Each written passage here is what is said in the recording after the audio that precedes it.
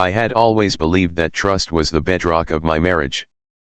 My wife, Rachel, and I had been together for nearly 8 years, and though things weren't always perfect, we were happy, or at least I thought so. Looking back, I can't remember the exact moment when the nagging feeling started. Maybe it was the late nights she started spending at work or the sudden increase in time she spent on her phone. At first, I brushed it off as paranoia. I mean, every relationship goes through phases, right? But it was hard to shake the feeling that something was off. Rachel and I had met in college. She was the kind of person who lit up a room, her laugh infectious, her smile genuine. We bonded over our love of travel, binge-watching crime documentaries, and those late-night heart-to-heart conversations that made you feel like you truly understood someone. She was my best friend. My rock. But recently, that spark between us seemed to flicker. She had become more distant, more distracted. She'd spend hours scrolling through her phone, typing furiously, only to stop and lock the screen the second I walked into the room. I didn't think much of it at first. She was always big on privacy, but after a while, it became hard to ignore. One Friday evening, the weight of it all finally got to me. We had just finished dinner, and Rachel was sitting on the couch, eyes glued to her phone. The glow of the screen illuminated her face as her fingers moved quickly, a slight smile playing on her lips. I couldn't help but wonder who she was texting. Was it a friend? A colleague? The uneasy feeling in my gut told me otherwise. I told myself I was being ridiculous. But the more I watched her, the more I convinced myself something was wrong. I'd never been the jealous type. In fact, I prided myself on how much I trusted her. But the secrecy, the late-night messages, the laughter she shared with someone else, it gnawed at me. I decided to confront her. "Rachel," I said, trying to keep my voice casual, though I could feel the tension in my chest. "Who are you talking to?" She didn't look up right away, and for a split second, I could swear I saw panic flash across her face. She quickly locked her phone and smiled up at me, the kind of smile that no longer reached her eyes. "Oh, just Megan," she replied, naming her best friend from work. Megan. Again. It was always Megan. At least, that's what she told me. My instincts screamed that something wasn't right, but I didn't press further. Not yet. That night, after Rachel had fallen asleep, I lay awake next to her, staring at the ceiling. The sound of her soft breathing filled the room, but I couldn't find peace. A war waged inside me. Was I imagining things? Was I letting my insecurity destroy the marriage I had fought so hard to build? The next day, the opportunity presented itself. Rachel had left her phone on the kitchen counter while she stepped out to pick up some groceries. Normally, I wouldn't even think about touching it. I respected her privacy. But today was different. The pull of the unknown was too strong. My heart raced as I picked it up, fingers trembling as I unlocked the screen with the password I knew but never used. The messages were there, waiting for me. And they weren't from Megan. A man named Chris. My blood ran cold as I opened the conversation. There was no mistaking what I was seeing. Explicit messages. Flirty banter. Photos. My wife, my Rachel, was sexting another man. I felt like the ground had disappeared beneath me. My heart pounded in my ears, and I could barely breathe. This couldn't be happening. Not to us. Not to me. But it was. I stood there in the middle of the kitchen, staring at the screen, the weight of betrayal settling over me like a dark cloud. My mind raced, trying to process the gravity of what I'd just discovered. How long had this been going on? Why? Was it just sexting, or had it gone further? I didn't know what to do. Should I call her? Confront her the second she walked in the door? I felt a tidal wave of emotions, rage, disbelief, sadness crash over me, but beneath it all was a quiet, Aching heartbreak. The woman I loved, the one person I trusted more than anyone else in the world, was betraying me. I put the phone down, my hands shaking, and sat at the kitchen table, staring blankly at the floor. I could hear the sound of Rachel's car pulling into the driveway, the slam of the door, the sound of groceries being unloaded. She would be inside any second. And I had no idea how I was going to face her. Chapter 2, The Calm Before the Storm. The front door creaked open, and I heard Rachel's familiar footsteps echo through the hallway. Each step brought her closer, but I was frozen in place, still sitting at the kitchen table, my mind swirling in a whirlwind of confusion and pain. I stared at the phone on the counter, my eyes tracing over the messages I couldn't unsee, my heart sinking deeper into the pit of my stomach. "Hey, babe," she called from the hallway, the sound of grocery bags rustling in the background. Her voice was cheerful, almost carefree, completely unaware of the emotional hurricane waiting to hit. I could hear her putting things away, humming softly to herself, as if nothing in the world was wrong. It felt surreal, like I was watching a scene from someone else's life. How could she act so normal after what I had just seen? How could she look me in the eye and pretend everything was fine? I tried to calm myself, inhaling deeply, trying to steady the rising storm inside me. My mind raced, trying to decide what to do. Should I wait for the right moment to confront her? Or should I tell her right here, right now, and end the charade before it ate me alive? As she walked into the kitchen, she smiled at me, her eyes warm and familiar. For a moment, I felt a flicker of the love we used to share, but it was quickly snuffed out by the crushing weight of her betrayal. "You okay?" she asked, raising an eyebrow as she put the last of the groceries away. "You look like you've seen a ghost." I forced a smile, though it felt like a mask, covering the torrent of emotions swirling inside me. "Yeah, I'm fine. Just thinking." "Thinking about what?" she asked, turning to face me, wiping her hands on a dish towel. Her casual demeanor only made the ache in my chest worse. How could she stand there, so calm, so unaffected, when I was falling apart inside? I wanted to tell her. I wanted to scream, to demand answers, to make her feel the same hurt I was feeling. But I couldn't. Not yet. Instead, I played along. "Just work stuff. You know how it is."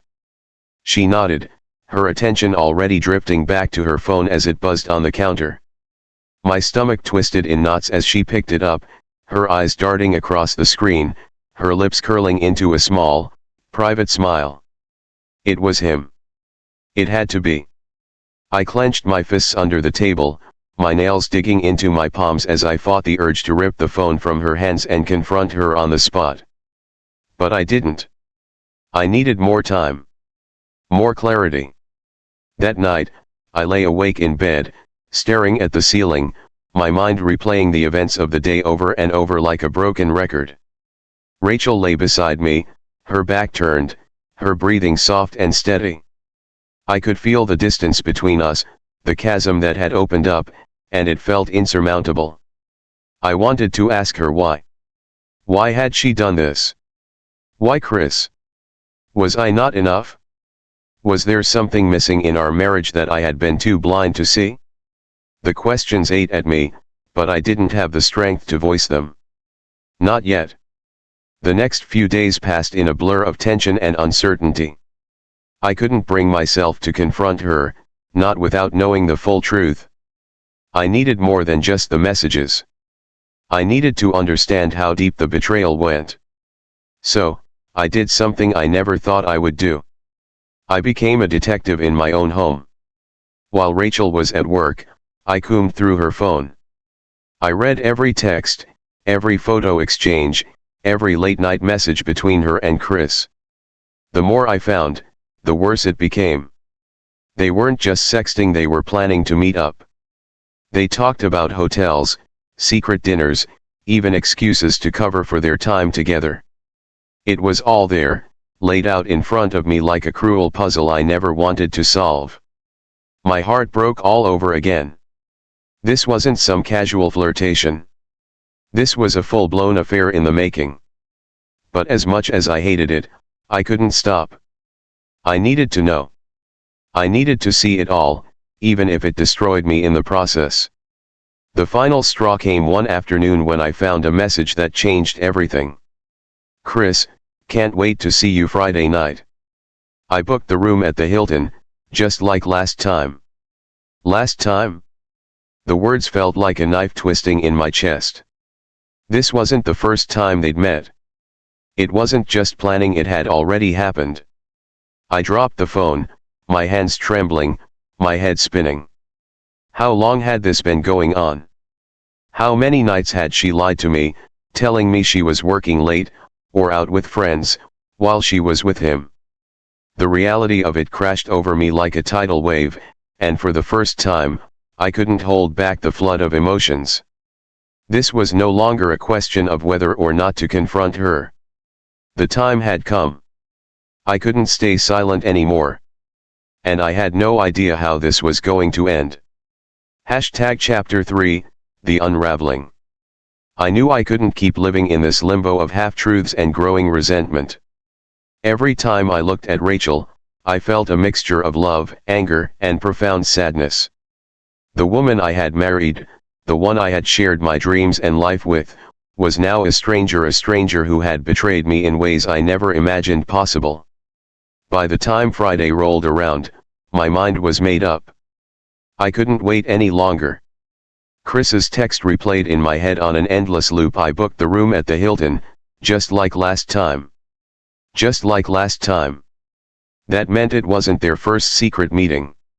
Who knows how many last times there had been. Rachel had been more distant than usual that day, which only made the situation more unbearable. She was getting ready for her supposed girls' night with Megan, another lie in a growing string of deceptions. I watched her from the doorway as she put on her makeup, fixing her hair with that same attention to detail that used to make me smile. Now it only filled me with dread. I felt like a ghost in my own home, watching a play unfold in front of me that I hadn't written, that I never agreed to be a part of. The trust between us had been shattered, and I couldn't pretend anymore. "Where are you going tonight?" I asked, trying to keep my voice steady, though every word felt like it was cracking under the weight of what I knew. Rachel glanced at me in the mirror, her expression calm and unbothered. "Megan's place. Just a girls' night in wine and movies. You know how it is." It was an answer she had given before, one that I used to believe without question. But now, it sounded like a rehearsed lie, a script she'd perfected to avoid suspicion. My chest tightened, the anger bubbling just beneath the surface. "Are you sure about that?" I asked, unable to mask the tension in my voice this time. Rachel's hand froze as she was applying her mascara. For a brief second, her face betrayed her. There was a flicker of something. Fear. Guilt. Whatever it was, it disappeared quickly as she turned to face me, her smile forced and thin.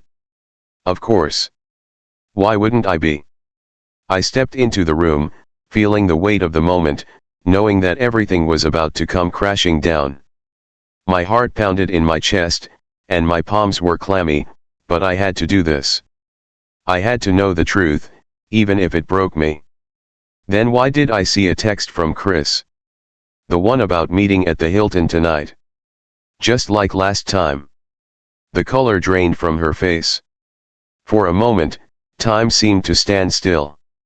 Rachel's mouth opened as if to say something, but no words came out. She stared at me, her eyes wide with shock, guilt, and maybe even a hint of fear.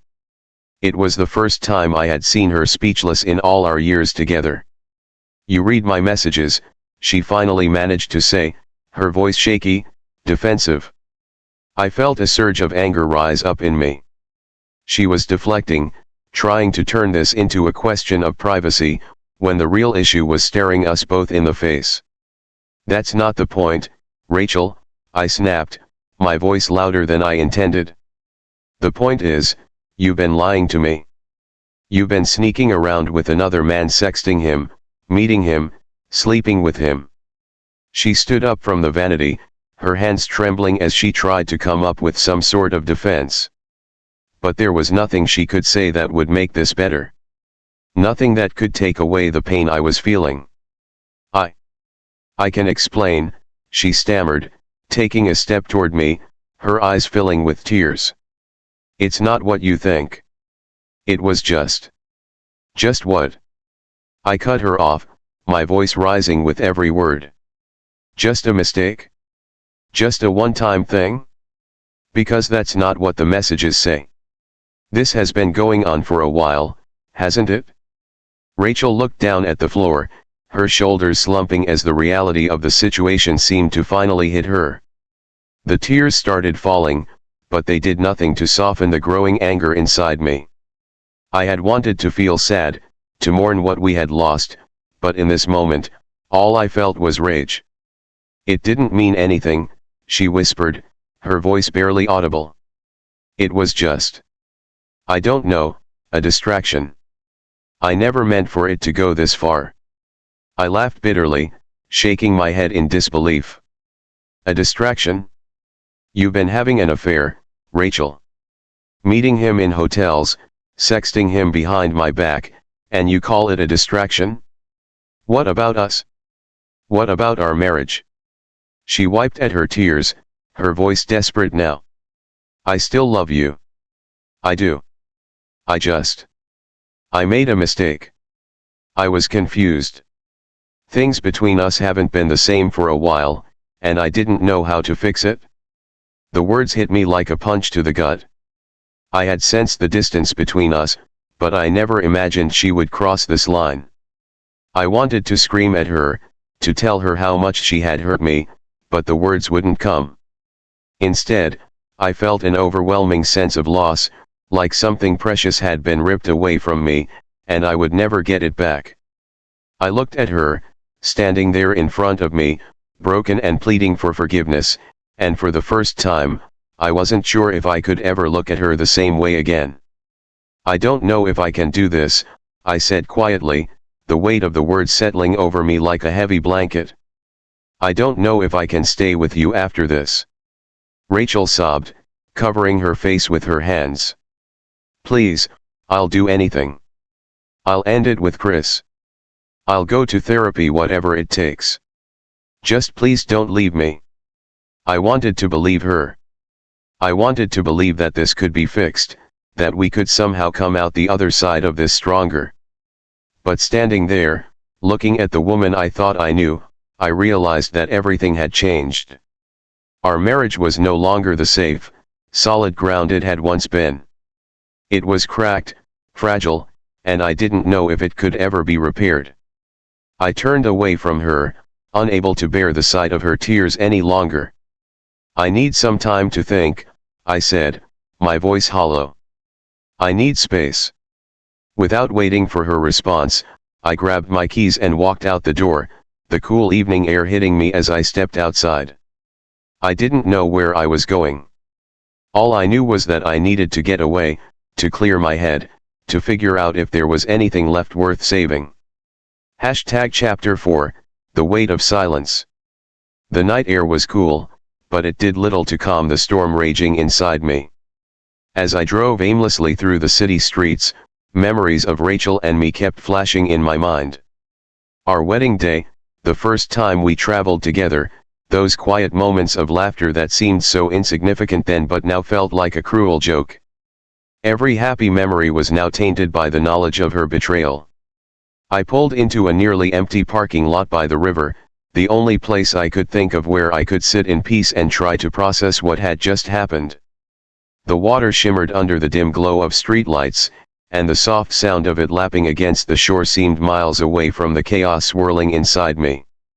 For what felt like hours, I sat in the driver's seat, gripping the steering wheel, trying to make sense of everything. How had we gotten here? Where had it all gone wrong? I wanted to believe that Rachel's affair was the result of some temporary lapse in judgment, some fixable crack in our relationship. But it didn't feel that way. It felt deeper, like something had broken in her that I couldn't reach. The questions wouldn't stop coming. Was it something I had done? Was I too distant? Too focused on work? Had I missed signs that she wasn't happy? Or had Rachel simply chosen someone else, someone who gave her something I couldn't? I pulled out my phone, staring at it, wondering if I should call someone. My best friend, James, had always been my sounding board for everything, but this felt too personal, too raw to share with anyone else yet. And what would I even say? Hey, man, my wife's been sleeping with someone else. The thought made me sick. Eventually, I found myself scrolling through old photos of Rachel and me, back when things were good, when we were happy and in love. It hurt to look at them, but I couldn't stop.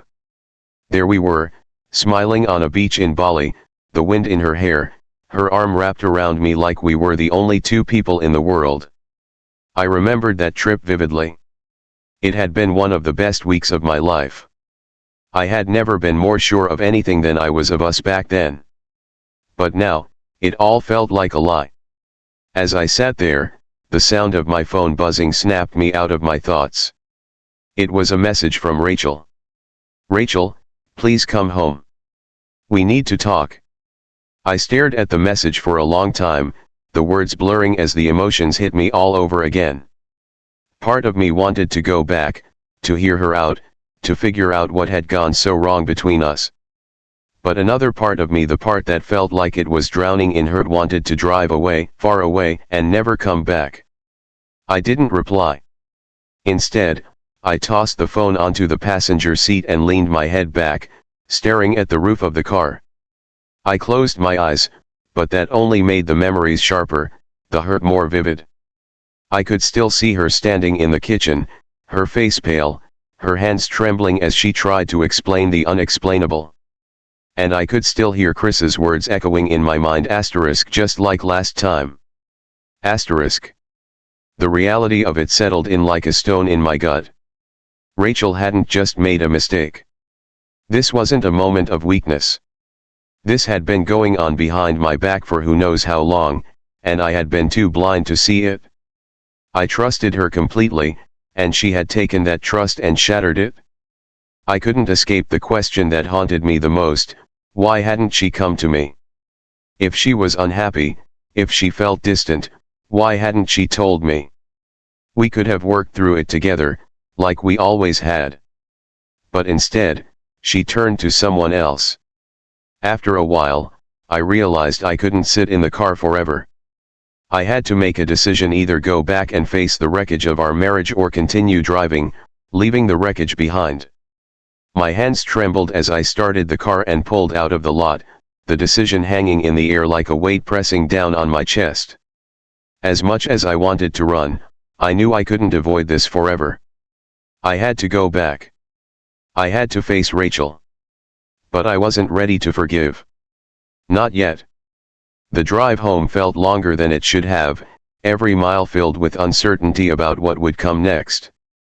I didn't know what I was going to say, or if I was even ready to hear what Rachel had to say. All I knew was that this conversation would either break us completely or somehow, against all odds, lead us toward healing. When I finally pulled into the driveway, the house loomed in front of me, a dark silhouette against the night sky. It no longer felt like the home it once was, a place of warmth and love. Now, it felt like a battlefield, where every word spoken would cut deep, where every glance would carry the weight of betrayal. I sat there for a moment, staring at the front door, my heart pounding in my chest. I knew Rachel was waiting inside, probably pacing, her mind racing with guilt and fear. Part of me wanted to turn the key and walk away, but I couldn't. I had to face her. I had to know if there was anything left to save.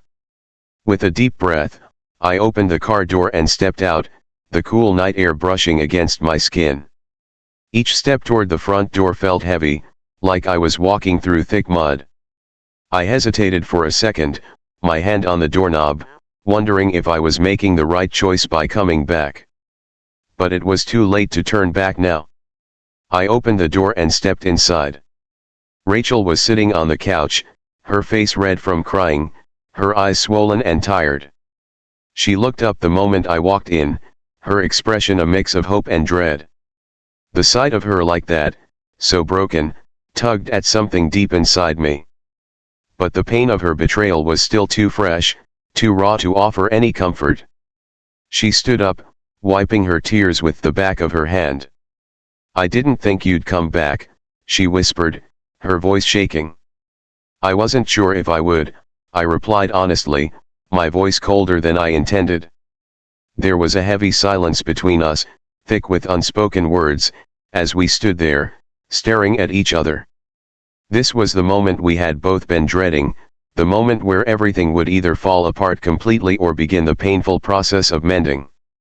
Rachel took a deep breath, her voice barely above a whisper. "I'm so sorry. I don't know how I let it get this far. I was wrong. I betrayed you in the worst way possible. But please, I need you to know that I still love you, and I want to fix this." Her words hung in the air, and for the first time, I felt the full weight of what she was saying.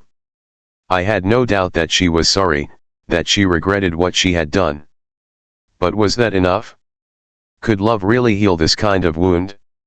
"I don't know if I can forgive you, Rachel," I said quietly, my throat tightening with emotion. "I don't know if I can ever trust you again." Her face crumpled, fresh tears streaming down her cheeks. "I'll do whatever it takes. I'll go to therapy, I'll cut Chris out of my life completely, I'll do anything, but please don't give up on us." I wanted to believe her. I wanted to believe that we could find a way back from this. But trust, once broken, wasn't something that could be easily repaired. And I wasn't sure if I had it in me to try. "I need time," I said, my voice barely above a whisper. "I need space to figure out what I want, what we're even fighting for." Rachel nodded, though her face was a portrait of heartbreak. "I understand," she said softly. "Just, please don't shut me out completely. Let me prove to you that I'm still worth fighting for." I didn't answer. I wasn't ready to give her that promise. All I knew was that tonight, we were two broken people standing in the wreckage of something that had once been beautiful. Whether or not we could rebuild it, only time would tell. Chapter 5, The Cracks in the Foundation. The days that followed were a blur of silence and routine. Rachel and I moved through the house like strangers, tiptoeing around the shattered remains of our marriage. Every conversation was strained, and every interaction felt like it was teetering on the edge of an argument that neither of us had the energy to start. I went to work, came home, and went through the motions, but the house that had once been filled with laughter and life now felt like a tomb. The weight of what had happened between us pressed down on everything, turning even the smallest interactions into something heavy, loaded with unspoken words and unresolved pain. Rachel tried. I could see that. She made a point to be home early, to cook dinner, to offer olive branches in the form of soft smiles and gentle touches that I couldn't bring myself to return. She suggested couples therapy more than once, but every time, I found an excuse to avoid it. I wasn't ready to sit in a room and talk about the affair, not when I could barely look at her without feeling the sting of betrayal all over again. I told myself I needed space, time to think, to figure out what I wanted. But the truth was, I didn't know if there was anything left to save. Every time I thought about the messages, the secret hotel rooms, and the lies, my stomach twisted in knots. How could I ever trust her again? How could we ever go back to what we were before? One evening, after another dinner filled with awkward small talk, Rachel sat across from me at the table, her eyes downcast, picking at the food on her plate. She had barely eaten, and I could tell she was building up to something. "I've cut him off," she said suddenly, breaking the silence. Her voice was quiet, but the words hung heavily between us. "Chris. I blocked his number, deleted everything. He's out of my life." I didn't respond right away. Part of me had expected her to say it sooner, but hearing it now didn't bring the relief I thought it would. Blocking his number didn't erase what had happened. It didn't take away the months of lies or the nights spent in a hotel room with him. "That's good," I finally said, though the words felt empty. "It's a start." Rachel looked up at me, her eyes pleading. "I want to fix this, John. I know it's going to take time, but I'm willing to do whatever it takes. I need to know if you're willing to try, too." The question hung in the air, and I felt the pressure of her words like a vice around my chest. This was what I had been avoiding, the moment where I had to decide if I was going to fight for our marriage or walk away. But how could I answer that when I didn't even know what I felt anymore? "I don't know, Rachel," I said honestly, my voice low. "I'm still trying to figure out if I can forgive you. I don't know how to move past this." Her face fell, and I could see the pain in her eyes. "I understand," she whispered. "But please, don't give up on us. We've been through so much together. Don't let this be the thing that destroys everything." I sighed, leaning back in my chair. "It already has destroyed everything. We're not the same, Rachel. I'm not the same. I don't know if we can ever get back to what we were." Her eyes filled with tears, and she bit her lip, trying to hold them back. "I know I've hurt you. I know I broke your trust. But I love you, John. That hasn't changed." I looked at her, really looked at her for the first time in days, and I saw the woman I had fallen in love with all those years ago. The woman who had stood by me through thick and thin, who had shared her life with me, her dreams, her hopes. But now, she was also the woman who had betrayed me, who had taken everything we built and risked it for someone else. "I love you too," I admitted, the words coming out softer than I intended. "But love isn't enough, is it? Not after this." She wiped her tears with the back of her hand, her voice trembling as she spoke. "It's a start. And I'm willing to do whatever it takes to rebuild your trust, to show you that this was a mistake, not the end of us." For a moment, I didn't know what to say. I wanted to believe her, to believe that we could somehow fix what was broken. But it felt like we were standing on cracked ground, the foundation of our relationship shaky and uncertain. "I'll think about it," I said finally, the only promise I could give her in that moment. Rachel nodded, her eyes full of hope and sorrow. "That's all I'm asking." Over the next few weeks, I tried to do what I had promised, to think about it, to figure out if there was a path forward for us. But every time I thought I was making progress, something would pull me back into the darkness of doubt and anger. One evening, I found myself sitting alone in the living room, flipping through the TV channels aimlessly. I wasn't really watching anything. My mind was miles away, stuck in the endless loop of wondering if Rachel and I had any chance of survival. That's when my phone buzzed. A notification from James. "James, haven't heard from you in a while. You okay, man?" I hesitated for a second before responding. "Me, not really. Can we meet up?" Within an hour, I was sitting across from James at our usual bar, the one we'd been going to since college. It was quiet for a weeknight, and I was grateful for the low hum of background noise that gave me something to focus on besides the mess my life had become. James looked at me with concern as I nursed a beer. "What's going on? You've been off the radar for weeks." I took a deep breath, the words feeling heavy on my tongue. "Rachel cheated on me." James's eyes widened, his usual laid-back demeanor replaced by shock. "What? Rachel? Are you serious?" I nodded, staring down at the table. "She had an affair. I found out a few weeks ago. I don't even know how to process it. She says it's over, that she cut him off, but I don't know, man. I don't know if I can ever trust her again." James leaned back in his chair, his expression a mix of disbelief and sympathy. "Jesus, John. I don't even know what to say. I mean, Rachel. I never would have seen that coming. Neither did I said bitterly. That's the worst part. I thought we were solid, you know? I thought we had something real. But apparently, that wasn't enough for her. James ran a hand through his hair, clearly struggling to find the right words. Have you guys talked about it? Like really talked? I nodded. She's been begging me to try to work things out. She wants to go to therapy, says she'll do whatever it takes. But I don't know if I want to. James sighed, leaning forward. Look, man, I'm not going to pretend to have all the answers here. But I do know one thing: you've got to figure out what you want.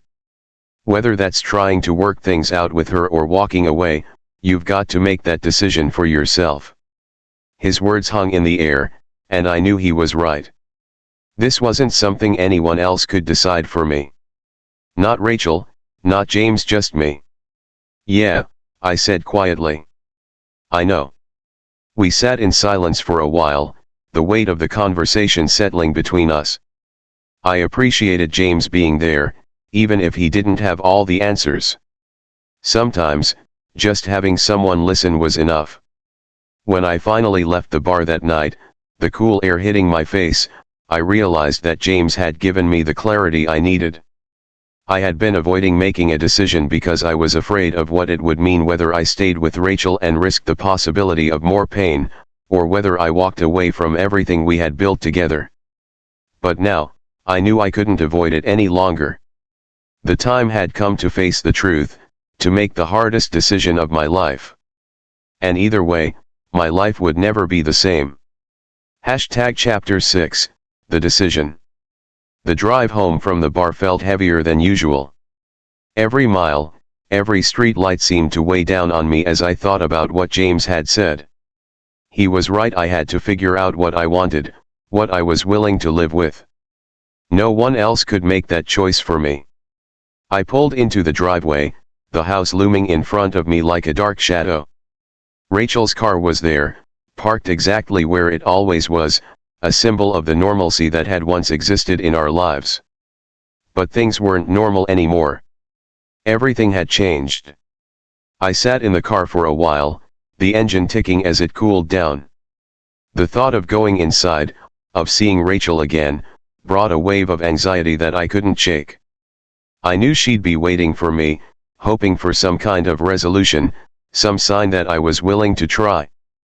But I still didn't know what I wanted. The hurt was too deep, the trust too broken. Eventually, I forced myself out of the car and walked toward the front door. My footsteps felt heavy, like I was walking toward something inevitable, something I couldn't avoid any longer. When I stepped inside, the house was quiet. Too quiet. I glanced around, expecting to see Rachel in the living room, but it was empty. The soft glow of the kitchen light spilled into the hallway, and I made my way toward it. Rachel was sitting at the kitchen table, her hands wrapped around a mug of tea, staring into the distance. She looked up when I entered, her face pale and drawn, her eyes red from crying. "Hey," she said softly, her voice filled with uncertainty. "Hey," I replied, my own voice strained. I didn't sit down right away. I stood there, leaning against the counter, trying to figure out how to start this conversation, how to say everything I had been holding inside for so long.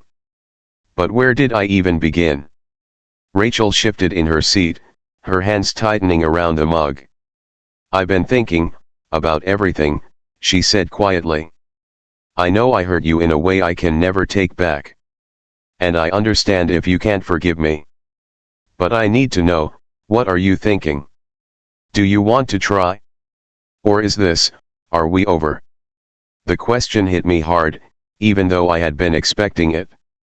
I could see the fear in her eyes, the desperation, but also the acceptance that whatever I decided, she would have to live with it. I took a deep breath, running a hand through my hair.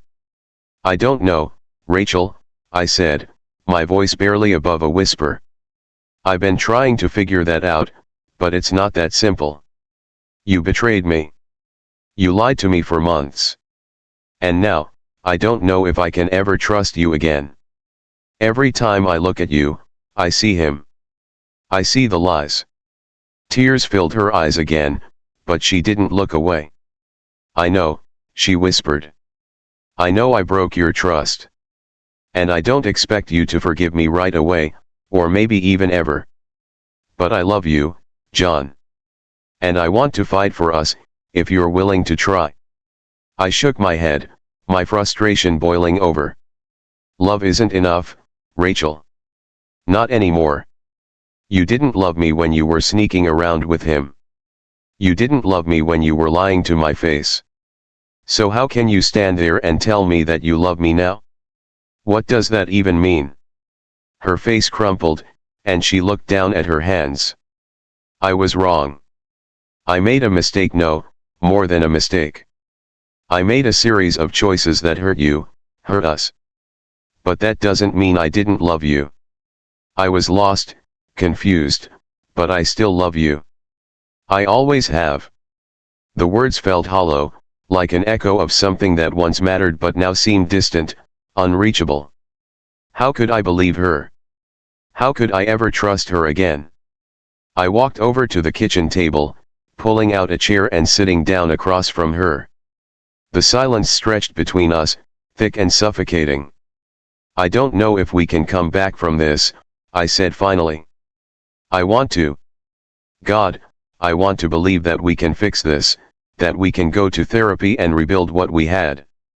But I don't know if I'll ever be able to look at you without thinking about him. I don't know if I can live with that. Rachel wiped at her tears, her voice trembling as she spoke. I understand. I do.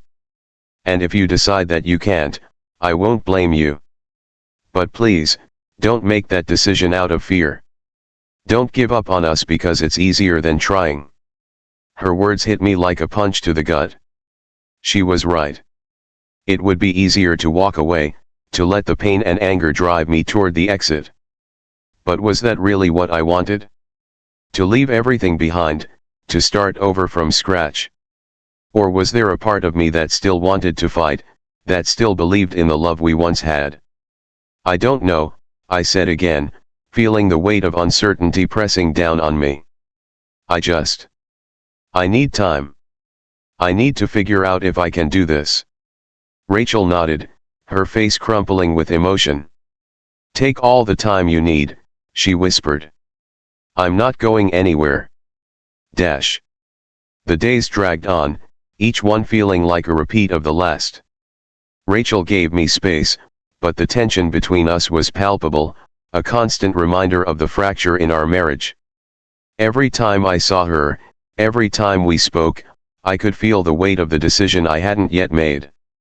One afternoon, I found myself in the park, sitting on a bench overlooking the pond where we used to come together. It had been our spot, a place to escape the chaos of life and just be with each other. But now, sitting there alone, it felt like a reminder of everything we had lost. I stared out at the water, my mind racing. Could I really walk away from this? From everything we had built together? Or was there still something worth saving? As the sun began to set, casting a golden glow over the pond, I realized that there was no easy answer. No matter what I chose, it would be painful. But maybe, just maybe, the pain of trying to rebuild was worth enduring if it meant we could find our way back to each other. With a deep breath, I stood up, the decision finally clear in my mind. It was time to go home. And it was time to fight. Chapter 7, Starting Over. When I walked back into the house that evening, the air felt different. It wasn't just the physical space, the familiar walls, the furniture, the memories etched into every corner. It was the weight of the decision I had finally made. For weeks, I had been teetering on the edge, unsure of whether to fight or to walk away. But now, I had chosen. Rachel was sitting on the couch, a book open in her lap but unread, her gaze distant. She looked up when I entered, her eyes widening slightly in surprise. I could tell she had grown used to me keeping my distance, to the uncertainty that had been hanging between us like a thick fog. "Hey," she said cautiously, as if afraid to disturb whatever fragile peace existed between us. "Hey," I replied, taking a deep breath. "We need to talk." Her face fell slightly, but she nodded, closing the book and setting it aside. I could see the fear creeping into her expression again, the fear of what I might say next. For weeks, she had been waiting, holding on to hope, but also bracing herself for the possibility that I might leave. I sat down on the edge of the couch, facing her, and for a moment, neither of us spoke. The silence was heavy, filled with all the things that had been left unsaid for too long. "I've been thinking a lot," I started, my voice low but steady. "About everything. About us. And about whether or not we can come back from this." Rachel didn't say anything, but her hands clenched together in her lap, her eyes wide and anxious as she waited for me to continue. "I'm not going to lie," I said, struggling to find the right words. "This has been the hardest thing I've ever gone through. What you did, it broke something in me. It broke something in us. And I don't know if I'll ever be able to fully get past it." Rachel's eyes filled with tears, but she didn't speak. I could see the guilt and pain etched into her face, the weight of what she had done hanging heavy between us. "But," I continued, "I've realized that walking away isn't going to make the pain go away. It's just going to replace one kind of hurt with another. And despite everything, despite the lies and the betrayal, I still love you. I still believe in what we had, and maybe we can find a way to rebuild." Rachel's breath caught in her throat, and for a moment, she just stared at me, as if she couldn't quite believe what she was hearing. "Are you saying, you want to try?" she asked, her voice trembling with both hope and disbelief. I nodded slowly. "Yeah. I want to try. But it's not going to be easy, Rachel. It's going to take time, and it's going to take a lot of work. And I need to be honest with you, I don't know if I'll ever be able to trust you the way I did before. But I'm willing to try, if you are." Tears streamed down Rachel's face, and she let out a shaky breath, her shoulders sagging with relief. "I am," she whispered. "I am, John. I'll do whatever it takes. I know I don't deserve your forgiveness, but I'm going to spend the rest of my life proving to you that you made the right choice by giving me another chance." For the first time in weeks, I felt a small glimmer of hope. It wasn't much, but it was enough. Enough to make me believe that maybe, just maybe, we could find our way back to each other. The next few days were tentative. Rachel and I were careful around each other, like we were relearning how to be together. We didn't jump straight into deep conversations about the affair. Instead, we focused on rebuilding the basics, talking, spending time together, trying to find some semblance of normalcy amidst the wreckage of our marriage. I didn't expect things to change overnight. The hurt was still there, raw and close to the surface. But I found that talking to her, really talking to her, helped. We started by discussing simple things: work, the house, the upcoming weekend. It wasn't much, but it was a start. One evening, as we sat on the porch watching the sunset, Rachel broke the silence with a question I knew was coming but wasn't quite prepared for. "Do you want to go to therapy?" she asked quietly, her fingers nervously playing with the edge of her sleeve. "I know I mentioned it before, and I understand if you're not ready, but I really think it could help. Both of us." I stared out at the fading sky, the colors bleeding into each other in a way that seemed both beautiful and bittersweet. Therapy. The word itself felt like a heavy commitment, a step toward really facing everything that had happened. But if we were serious about trying to fix what was broken, then maybe that was the next logical step. "I think we should," I said after a long pause. "I think we need to." Rachel exhaled slowly, nodding in agreement. "Okay. I'll look into it, find someone. Someone who specializes in couples counseling. Good, I replied, though the thought of sitting in a therapist's office, airing out all the messy details of our marriage, still made me uneasy. But I knew it was necessary.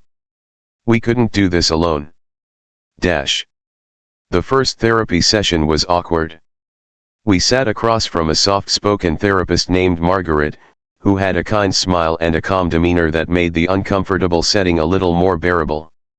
She asked us to share our story, to talk about what had brought us there, and for the first time, we spoke openly about the affair in front of a neutral third party. Rachel cried as she recounted the decisions she had made, the way she had gotten caught up in something that spiraled out of control. I listened, my heart heavy, but also strangely detached. I had heard her say these things before, but hearing them in this setting, in front of someone else, made them feel more real. When it was my turn to speak, I struggled to find the right words to explain how her betrayal had made me feel. The anger, the sadness, the loss of trust, it all came pouring out, raw and unfiltered. Margaret listened patiently, nodding occasionally, but mostly letting me get everything out that I had been holding in for so long. By the end of the session, I felt emotionally drained, but also relieved. It was as if a small part of the weight I had been carrying had been lifted, if only for a moment. As we walked out of the therapist's office, Rachel reached for my hand. I hesitated for a second before letting her take it. Her grip was gentle but firm, a reminder that she was still here, still trying. And for the first time in a long time, I didn't pull away. The therapy sessions became a regular part of our routine, and slowly, things began to shift. It wasn't perfect. There were still days when the anger and doubt would creep back in, when I would question whether we were making any progress at all. But there were also days when I felt like we were moving forward, like we were rediscovering the connection we had lost. Rachel worked hard to earn back my trust.